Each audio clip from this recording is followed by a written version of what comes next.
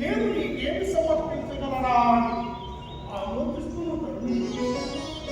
నీ వంశం నీ అంశం నిరంతరము సేవిస్తూ కాపాడు తోడుగా ఉండమని శాసించావు.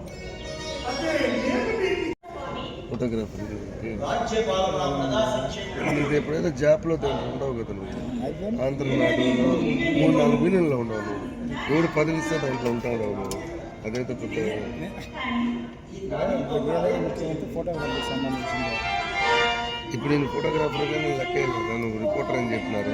ఎవరు చెప్పింది నాకు అప్లికేషన్ కార్డు గవర్నమెంట్ ఇచ్చిందనుకుంటే మీరు చెప్పేది ఎక్కువ తప్పకుంటే సీనియర్ సబ్డేటర్ ఆయన నాకు సంబంధం ఉండేది ఫోటోగ్రాఫర్లో